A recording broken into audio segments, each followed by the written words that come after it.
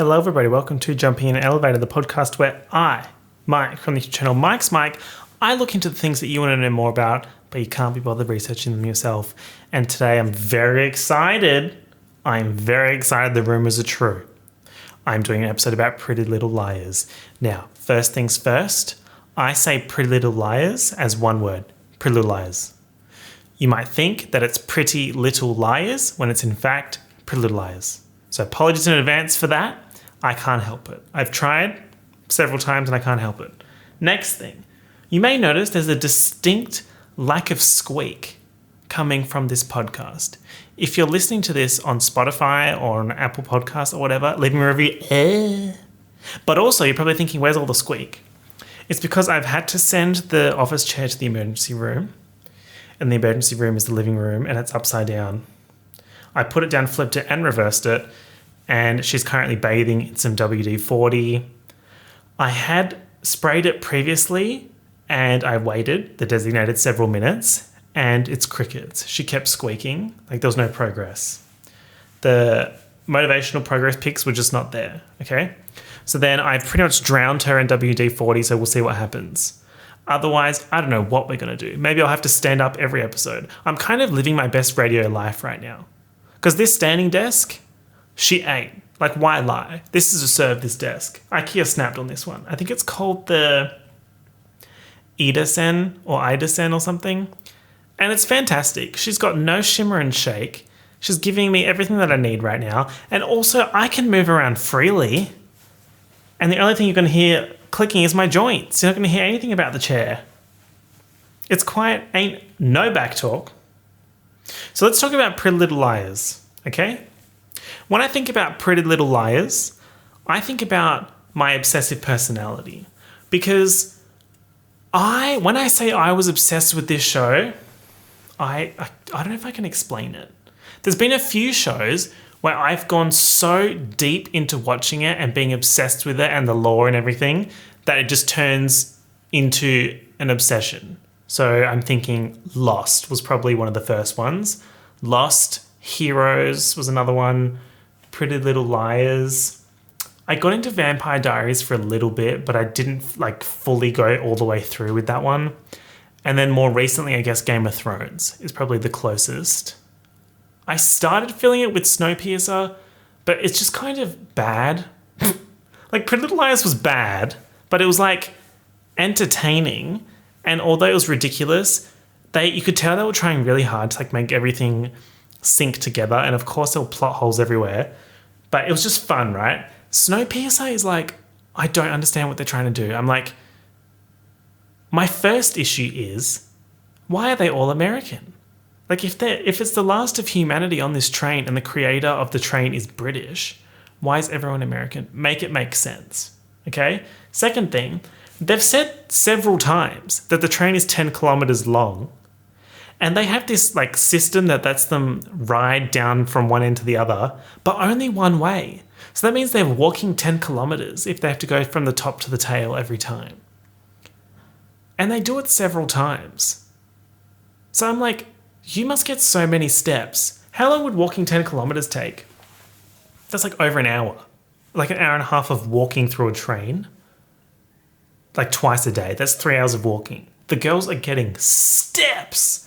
Oh, I would not want to be versing them on the Fitbit leaderboard or the Apple leaderboard or whatever the fuck they use. Do they even have pedometers and all that shit in this alternate universe? I wouldn't want to live on a train, honestly. I would have just died in the cold. And you can quote me on that. Why am I talking about Snowpiercer? Sounds like I'm saying Snowpiercer. Not this. Pretty Little Liars. Okay. I used to go over to my friend's house and I would stay over and we would watch the new Pretty Little Liars episode. That's the level of obsession. The purpose of me staying over at their house was to watch Pretty Little Liars. Okay. Pretty Little Liars was the first show that I pirated. I used, I think it was Putlocker. RIP to the bestie Putlocker. I don't think she's still kicking at the moment. But that site gave me everything that I needed. Because there was a few sites. I think there was another one, something movies or solar movies or something. And it was just virus galore. But Put Locker was my main bestie, and they always pulled through. But that is just all off the record. You didn't hear that. If you work for some kind of governing body, I'm making a joke right now. And you can't quote me on that because it's all jokes. Nothing that I say is to be taken at face value. It's true. Actually, it's false. It's false. It's false. Next thing I want to say about Pretty Little Liars is on rewatch, it gets more outrageous every time. But at the same time, it's still so much fun. Like when I rewatch some other shows, I'm like, come on. Like, this has not aged well. But Pretty Little Liars and Lost, in my opinion, have aged quite well. Like in terms of storytelling and technology and all that kind of stuff, I think they did a really good job. That's none of my business though. Next thing I wanted to say, Marlene King. Miss Marlene King. She could bloody tweet a full stop and I would screenshot that. I would enlarge it. I would do a little color study on the pixels in the dot to work out if it's a clue about who A is. I was obsessed. So obsessed. I had alerts on. I didn't even bloody have Twitter. But somehow I had alerts on. I think I had Google alerts on for Marlene King. But whenever she tweeted, someone would write an article about it. So then I would get a notification about it. That's the level of my obsession. And I know she was making that shit up as she was going. Like the first 2 or 3 seasons, I would say, it was very cohesive and locked down. There was a few stray plot points, but overall you could kind of tell that had all been thought out. And I feel like from season 3, which was like the Halloween train episode and some other episodes, when was the noir episode? I think that was season 3 or season 4. Just from then on, it went feral. And you could tell that they were kind of losing track of what the plan was. And when I watch interviews and they're saying that they had the idea of spoilers in 3, 2, 1, when they'd thought that the ending was going to be this Spencer twin ending all the way from the start, I'm like, bullshit. No way. How? Nothing suggested that until like half of the last season. Like, come off that shit. Okay? And there's a few points where the show falls apart for me. The first one is the mums in the basement. If you know, you know. And the second thing is Ravenswood. Bitch, do you remember Ravenswood? Not that. It was like this supernatural town with this like old lady who was like a witch or some shit. And it was always like the threat of it being supernatural, but you never actually knew if it was supernatural. Because everything else in Pretty Little Liars, like sometimes something weird would happen or it looked like something was haunted, but it was all like a plausible explanation. Like it was something like Mona was doing something or Cece was doing something like that. But then they started bringing in supernatural stuff and never explained it. And do you remember the Halloween episode? Oh, don't even get me started on the Halloween episodes. The Halloween episode with the twins and Hannah's mum and how she saw another twin and there was only one in the house or some shit like that. That used to annoy me because I'd be like, don't you start bringing in supernatural shit? Because it felt like a cop-out when shows like start doing supernatural things. But that's my opinion. The Pretty Little Liars Halloween episodes honestly felt like the Riverdale singing episodes. Did I lie? Did I lie? No. There's so many parallels between Riverdale and Pretty Little Liars. I saw a trailer for the new season of Riverdale and Archie's in the war or some shit. But the war is happening on a battlefield that is a football field. Like it's literally, you can see the marks on the ground and also like the goalpost thing. What? Did they just forget to remove that? Or was that on purpose? But also, do I care enough to find out? Maybe. That Riverdale video that I did a while ago, that was fun. I watched that the other day and I looked very green in that. Very, very green, very pale. Stylistic choice. Let's just go ahead and say that it was a stylistic choice. I don't think I keyed the green screen properly. Or like I didn't tap the autofocus properly. Just something along those lines. You know how it is. It in fact do be like that sometimes. So for this podcast, even though I've already spoken at length already about Pretty Little Liars. I'm going to talk about season 1, right? And then maybe somewhere along the line we can talk about season 2 and blah, blah, blah, blah, see how we go. The only other thing that I wanted to say about Pretty Little Liars is that it wasn't just like a high school obsession for me. I watched this through high school and at uni as well. Like I distinctly remember being at the top floor of the science library and watching Pretty Little Liars on my laptop. And like these smart looking people would walk past and go do their med study or whatever, and I'm watching Pretty Little Liars. And it's not like I didn't have engineering shit to do. I had so much to do. But Pretty Little Liars came first and engineering came second. I feel like every single time I say Pretty Little Liars, it gets faster. Pretty Little Liars. Pretty Little Liars. That, you can't tell me that's more than one syllable. Pretty Liars. But in my head, I can understand that. Pretty Liars.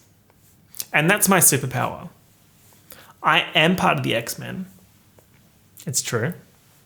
And that's my superpower. Let's have a look at some of these season 1 plot points. There's a website here, Hypable, and the article's called Everything That Happened in Pretty Little Liars Season 1 by Kendra Cleary. And this is a fantastic article. It covers everything. I've looked on Wikipedia. I've looked on a whole bunch of other sites. I looked on the Pretty Little Liars wiki. And this is by far the best one. It covers everything. And it also has some of the A texts, which we'll go through.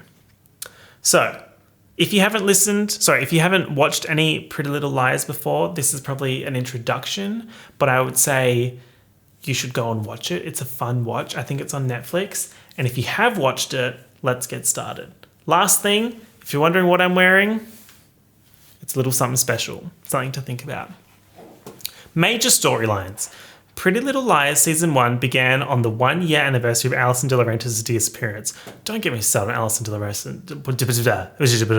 Alison De Laurentiis, part of me wishes she stayed in the ground. Am I bad for saying that? She's not real, so that's fine. But when that Miss Ma'am resurrected her damn self out of that soil, I said no. Because the drama that was coming from her being dead and them dealing with it, and then this person pretending to be her, but she's dead, right? Right? No. I was not having a bar of it until I did. But maybe we can talk about that in a later season video. Her 4 best friends grew apart in that year, and Aria also got a streak in her hair. Was it red or blue? I think it was red. She also went to Iceland. That's so quirky. She went to Iceland and got a red streak in her hair. Is that not Dixie D'Amelio? Wait, is Dixie D'Amelio giving Aria season 1, Pretty Little Liars? Because they kind of have the same hair as well. Does she even have red hair anymore? Does she ever? Or is that Charlie? I don't even know these TikTok children. I don't know what they're up to. Her 4 best friends grew apart in that year, but Aria's return from Iceland, the anniversary, and the fact that they started receiving mysterious texts brought them back together. Ooh, mysterious texts.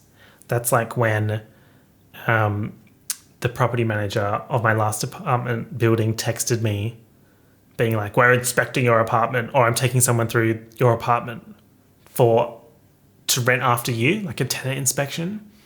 From a random fucking number, and I've never spoken to the property manager before. So that was fun. That's what the girls were experiencing.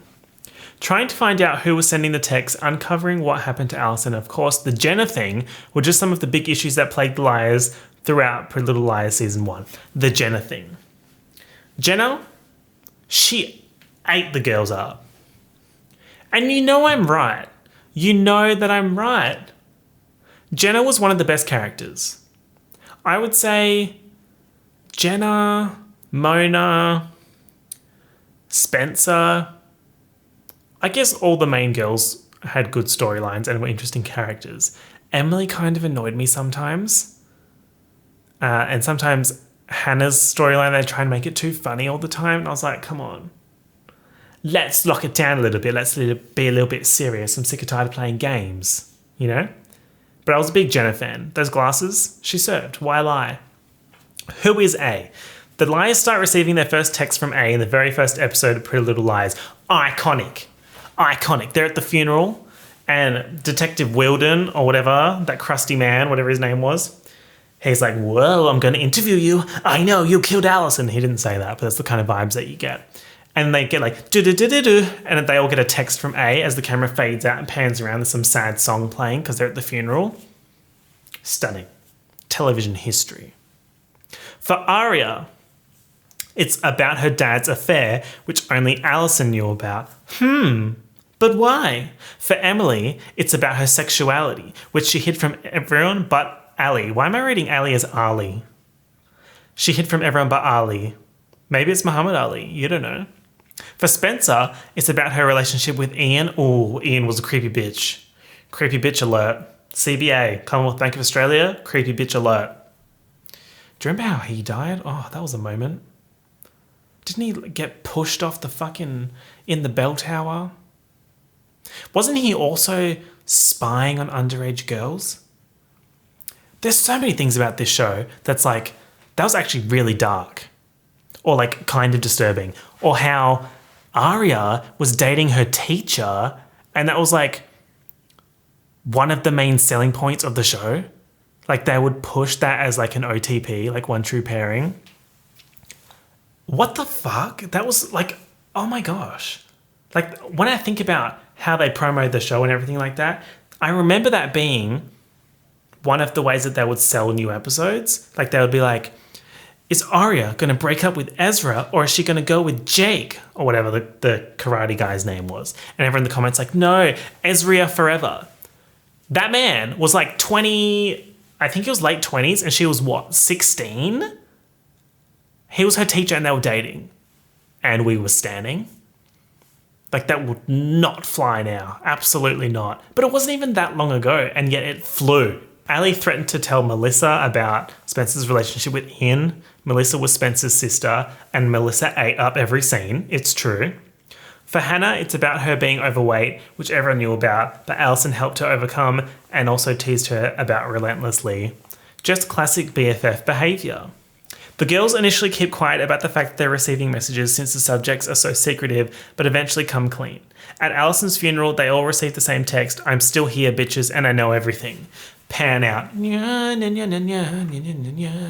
there's like Jenna looking all seedy in the corner and Wilden's walking away and he's looking suspiciously at the girls and Toby's there, but also Toby's the wrong actor. Season 1, episode 1, Toby is a different actor for Toby than all the other episodes, I think. I know he was different in the first episode. I think it was just the first episode. I love a good actor-actress change. I love it when they changed it, like the person playing the character, and we're just supposed to go along with it. For some reason, I love that shit. It's so funny to me. Because like the guy who was Toby and Keegan, what's his name? Keegan something? Keegan Allen? Does that sound right? The guy who ended up being Toby and the first guy who was Toby, in my mind, they look nothing like each other. So Toby from episode 1 is a completely different character. The messages are, at least originally, made to seem like Allison is sending them, but the liars quickly abandon that theory and begin searching for new suspects. Because they're giant galaxy-brained individuals. They actually believe, at first, that A is the person who killed Allison. Because of the Jenna thing, Jenna and Toby are the first to be accused. Because, what was their relationship? Were they step-siblings? I think they were step-siblings. The Jenna thing was, didn't they fucking light her house on fire or throw a fucking bomb that caused her to lose her eyesight? Or made her eyesight worse or something? Am I imagining that? These storylines. Jenna takes a back seat with Charlie XCX at the beginning, since the girls assumed she wouldn't be ideally suited to A's style of surveillance because she's BLIND, other than Emily, who develops a friendship with Toby after he stands up to Ben. Who's Ben? Who the fuck is Ben? I don't know. Everyone pretty much stays on the Toby train until after Homecoming. So much shit went down at Homecoming. Homecoming would have been like second to last episode. Is that when all the drama would happen, or would it be in the last episode? I think I'm getting confused with Game of Thrones. You know in Game of Thrones how everything would go down in episode 9? Pretty Little Liars would be mid-season finale and then end of season finale. Finale, rhymes with Denali, maybe Denali will be in the finale of RuPaul's Drag Race Season 13. It really is a lot to think about. Consider this. Cashmere sweaters. If I say cashmere sweaters, does that mean something to you? Because that means something to me. That means Mona revealing that she's A to Spencer. Because Spencer's like going through the bag, she's like, cashmere sweaters. And then Mona's like, ha ha ha, bitch, it's me, surprise attack. Spencer took 20 damage, no survivors. And that happened in episode 23 or 24 of season 2, which makes me think that the drama always happens in the last episode. Also, 24 episodes per season? What? That seems outrageous now. Now I understand why there were so many like whack, cracked out plot lines, because they had to get content.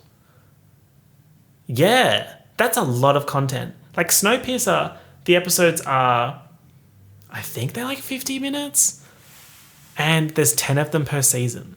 So it was so easy for me to catch up and get up to date with that. But I remember like Pretty Little Liars, it got to the point where I was trying to convince my sister to watch it with me, but it was like season 3 or season 4, which meant 60 fucking episodes. That's like Grey's Anatomy vibes, you know what I mean? At Homecoming, Toby ends up hurting Emily while he's trying to explain the Jenna thing and disappears after taking her to the hospital. I remember exactly none of that. I still don't know who Ben is. Emily panics when she passes Toby's house the next day and sees his beat up motorcycle with Toby nowhere in sight. I also don't remember any of this at all.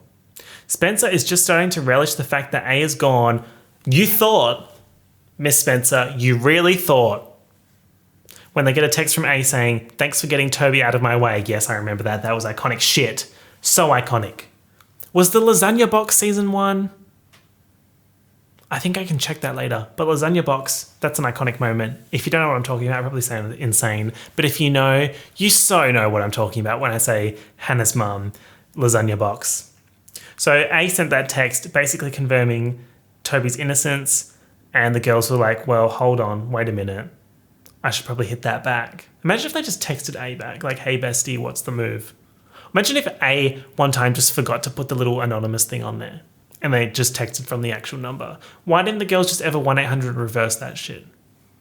You know? Well, surely they could have just, like, texted back and be like, hey, you want to click on this link?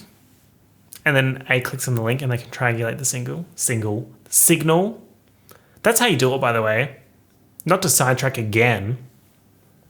Long story short, I had a friend who was getting harassed by someone online, and she was like, do you know how I can work out who this is? And I did a whole bunch of research, and the best way to do it is you send them a link and you bug the link, so then they click on it and you can see the IP address from which they clicked on the link.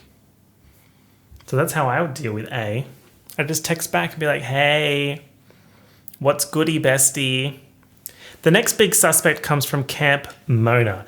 Hannah was uninvited from the party because Mona received a text from A saying that Hannah got liposuction, so she bravely hides out in the woods to try and catch A in the act. She sees Noel riding I See You on Ezra's car while he's making out with Arya, so she assumes he's A. He was apparently just being a creep and following Arya, but Hannah still gets hit by a car for knowing too much.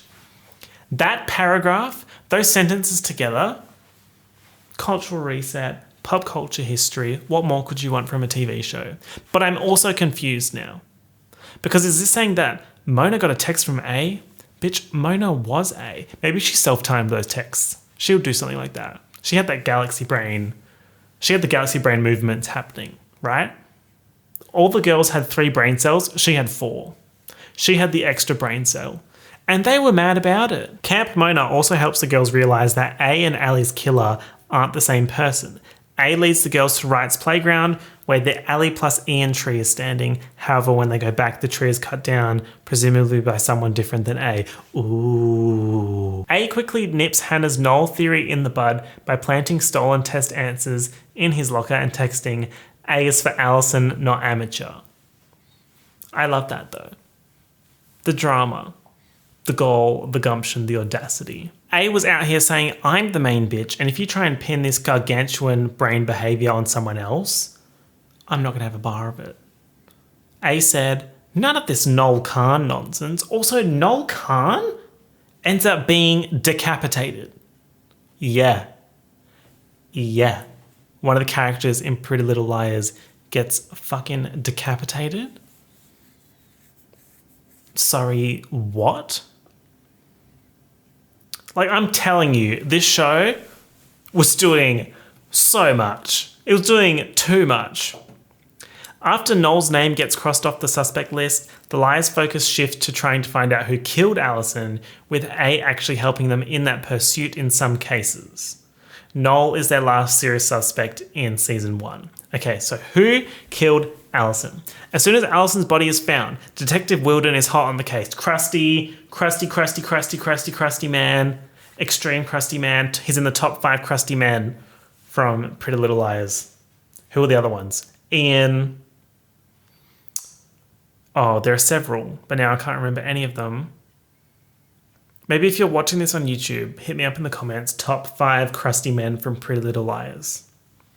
From day one, he's just as corrupt and shady as you remember him. He wastes no time before starting to sketchily show up at high schools to question the girls without lawyers present, exploiting Hannah's mum's love for her daughter and making grand accusations. And for what? Why don't you just help the girls whose best friend just got murdered?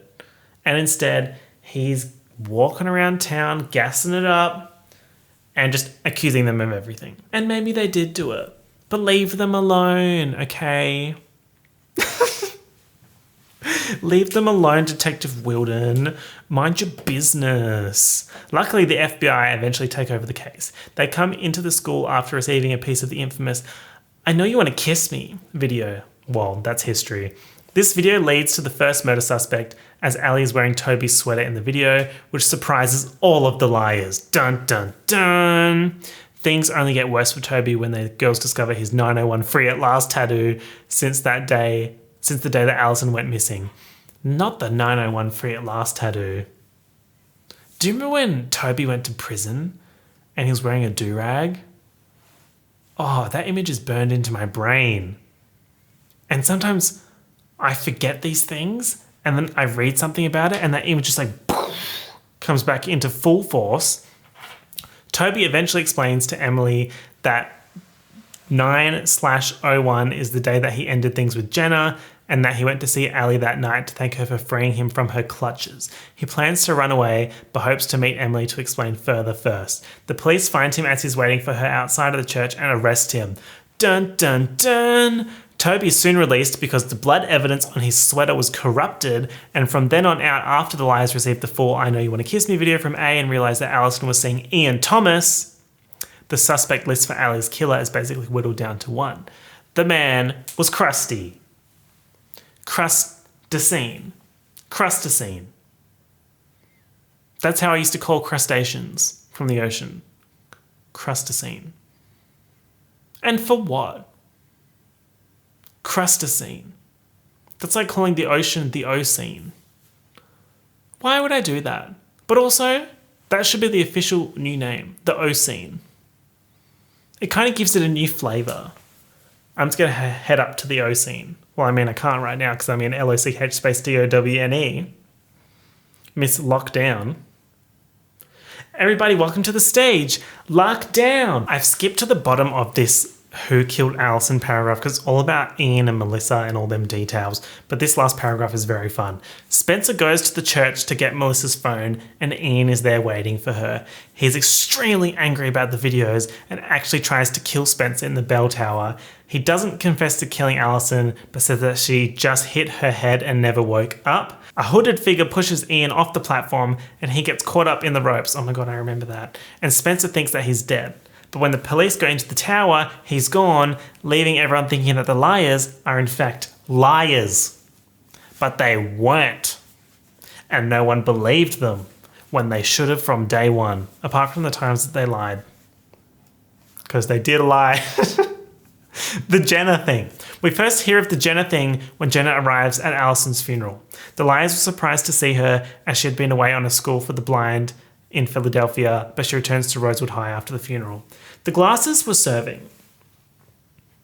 The glasses gave me mum supervising a tennis match. That's the vibe that Jenna's glasses gave me. Also, the actress was Australian, and I'm pretty sure I remember her on some Australian show called Home and Away. Or maybe it was Neighbours, which I think is like the Australian version of EastEnders. Or like Coronation Street. I think it was Home and Away though. We quickly find out that the Jenna thing happened when Alison was still around. Ali claimed that Toby was spying on the girls through her bedroom window, and although the other girls were hesitant, she threw a stink bomb into his garage. And that's what happened to Jenna's eyesight. Dun, dun, dun. She said she knew nobody was inside, but it turns out Toby and Jenna were both inside, and whatever Alison threw in there caused a huge fire. So she basically threw a dirty bomb at her neighbour's house. How did she get the materials for this? We don't know, and we don't ask the questions. Jenna went blind from the accident, and Alison blackmailed Toby into taking the blame. Like, Alison was just such a great person. Alison knew that Jenna and Toby, who were step-siblings, were in a romantic relationship, and we later found out that Jenna was forcing him into it, and threatened to expose him. Toby went to juvie and didn't return until after the funeral. Cultural reset. Jenna is not the biggest fan of the liars and makes her contempt pretty evident. They spend a lot of season 1 being nervous when Jenna enters a room. Her power, her impact. She walks into the room and the girls were shaking. They were scared, they were shook, they were panicking. And I know I was supposed to hate Jenna. When she turned up to a scene, I was just basically on the brink of clapping. Because she ate them up. Where are the crumbs? There are no crumbs. 0, 0, 0, 0, 0. Zeros across the board, 0 crumbs. They also were wondering if she's actually blind or just pretending. Well. Lots of drama there, right? The liars find out about Toby and Jenna's relationship when Hannah steals Toby's file from their psychiatrist's office, of course. Jenna finds out about the file, and even though she doesn't like that Toby and Emily are friends, she begs Emily to keep the contents secret. She states that Toby's troubled and that she wouldn't want the truth about him getting out. Aria had already thrown the file into the river, so Emily tells her that it's been destroyed. Classic Aria activities, throwing files into the river. Because of Jenna's dislike of the liars and Alison, the girls are shocked when Jason De Laurentiis informs them that Jenna wishes to speak at Alison's memorial dedication. She said, "Let me turn up for the girls." Jenna also told Jason that Spencer was the one who threw the stink bomb into the garage the night that she lost her sight. Why Spencer? Couldn't you pick Aria? I remember when I thought Aria was A. I had so much mental money behind that. I was like, I'm gonna gamble so much brain power on this. I'm gonna look up all the theories. I had bookmarked some Pretty Little Liars theory account on Tumblr, and they had posted all this evidence for Aria being A, and I was so in that court. I was so gunning for Aria to be A, and then it turns out she's not A. I was pissed, to say the least. During Jenna's speech, she reveals that Alison came to visit her in the hospital after the accident. She talks about how everyone misunderstood Alison, but that she was the strongest person she knew.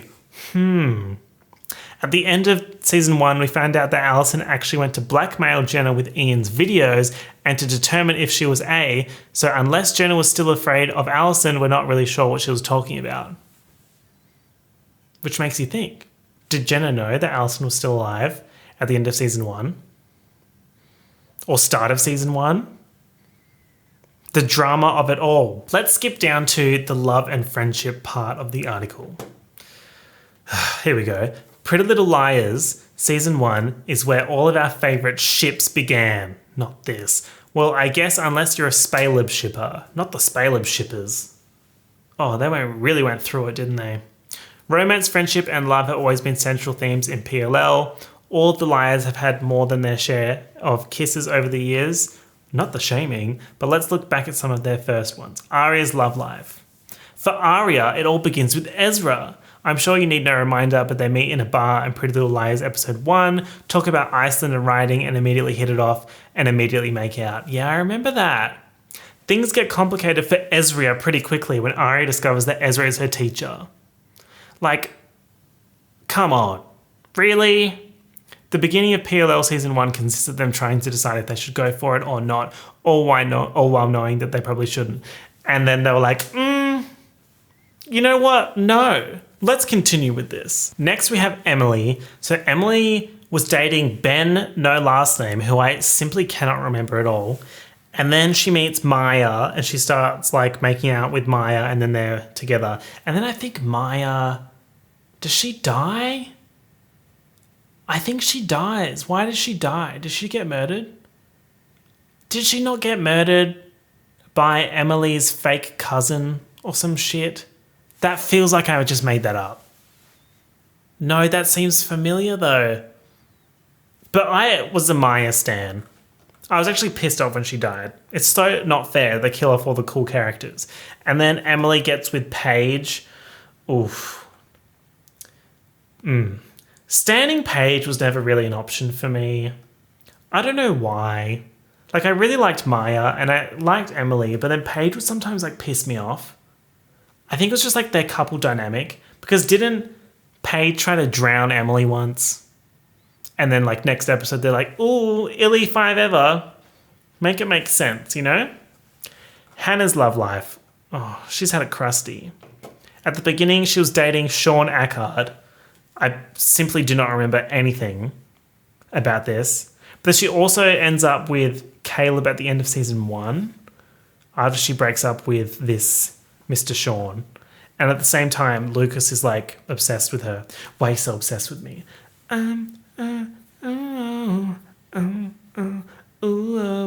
When Mariah released that, do you reckon Eminem was in his feelings? It's such a good song. And she really came for him on that song. What does she say? She's like, but nobody here even mentions your name. Talking about Eminem. Her impact, so petty. I love it. Spencer. Oof. When are we going to talk about Spencer's outfits from season 1? I don't know if she was going for cultural reset, but that's not what I got from that. Her outfits were giving me, I am a soul for the 1800s, but I time traveled to 2012 or whatever it was, 2010. It was like corset vibes, corset and flowy skirt vibes. And for what? And I know she loved a hat, but I loved Spencer's character, so we let it slide. So Spencer was with the guy from the golf course, whose name is escaping me. I can't even find it in this article. Spencer was also with Ian for a bit. Krusty. Then she ends up with Caleb, but that's much later. Wait, so Hannah was with Caleb, and then Spencer was with Caleb, and then Spencer ends up with Toby. So true. Okay, I got to remember my pairings. Then also there's like some other notable relationships from season 1. Emily and Toby become good friends. Hannah and Mona are best friends. Melissa and Ian get married and are expecting a baby. Noel Khan and Mike Montgomery become friends. Oh my God, that's right. Mike. Arya's brother Mike. He copied me. Jenna and Garrett are in a relationship. Bitch, who the fuck is Garrett? And then there's Byron and Ella Montgomery. The parents, that's a whole nother issue. It's giving me very much Riverdale when the parents get involved. Let's talk about some of these texts from A. Such as, maybe he fools around with students all the time. A lot of teachers do. Just ask your dad. That one was to Aria. There's a lot of texts here. Ever wonder what's going on when your back is turned? Now I know 2 secrets. Hannah got dissed and Emily got kissed. That's a classic. Can I get that tattooed? What do you think my landlord would do if I wrote these on the wall? Should I just... That would actually be really good. Should I do that? Thinking. No. Don't do that. Kiss bye-bye to your BFF. Thanks for getting Toby out of my way. Camp Mona scavenger hunt and I'm the prize. Come and find me, bitches. She knows too much. Sorry about losing my temper. My bad. Love A. Point set match. Like, A's mind. Stunning. Oink oink. A's for Allison, not amateur. Rat me out. your blood's next. Stunning. You're getting colder. Dear Hannah, try putting it back together, kisses. It's not over until I say it is. Sleep tight while you still can, bitches. A loved to just chuck in bitches to a sentence, right? Here's another one. Buckle up, bitches. Nothing is as it seems. So extreme, and for what? Buckle up, nothing is as it seems. Great, whoa, I'm so not spooked. Buckle up, bitches, with a capital B. Nothing is as it seems. And it really makes you think, doesn't it? So we end season 1. The girls are all over the place, basically. They have theories about who A is, who killed Allison. It ends with that cliffhanger of Ian being dead. All the relationships are kind of all over the place. Not the place. All over the place. And it really sets up for season 2. So I think season 1 was a really good expository season. Is that a word? It is now. Season 2, I think, is when it really eats.